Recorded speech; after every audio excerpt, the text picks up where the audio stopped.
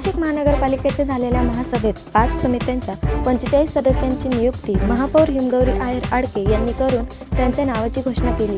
नाशिक महानगरपालिकेच्या झालेल्या महासभेत यावेळी महिला व बालकल्याण समिती, शहर सुधारणा समिती, वैद्यकीय सहाय्य व आरोग्य समिती, विधी समिती आणि शिक्षण समिती या समित्यांच्या सदस्यांच्या नावाची घोषणा झाल्यानंतर या सर्व नियुक्त समित्या सदस्यांचा सत्कार महासभेत करण्यात आला।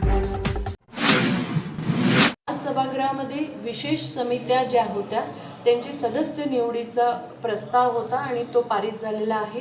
महिला बालकल्याण समिती असेल, विधी समिती असेल, शहर सुधार समिती असेल किंवा शिक्षण समिती असेल, आरोग्य समिती असेल, या सगळ्या समित्यांवरती आपण त्यांचे सदस्य दिलेले आहेत आणि त्यानुसार पुढची जी काही प्रक्रिया असेल, पुढची जी काही प्रोसेस असेल ते आता प्रशासन फॉलो करेल। आणि ह्या समित्या झाल्यामुळे आपल्याला अजून खरं तर विशेष गोष्टींवरती लक्ष देण्यासाठी आणि विशेष निधी असेल, विधी असेल किंवा निधी मिळवायचं काम असेल महिला बालकल्याणसाठी किंवा शिक्षणासाठी, हे अधिक सुखकर आणि सोयीचं होणार आहे।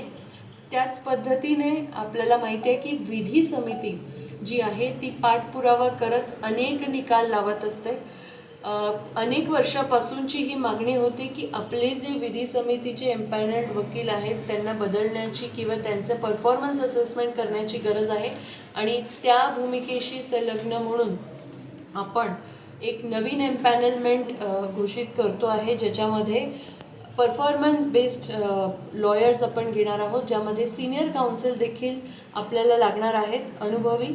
त्याचबरोबर आपल्याला लॉ ऑफिसर तातडीने भरावा असे निर्देश प्रशासनाने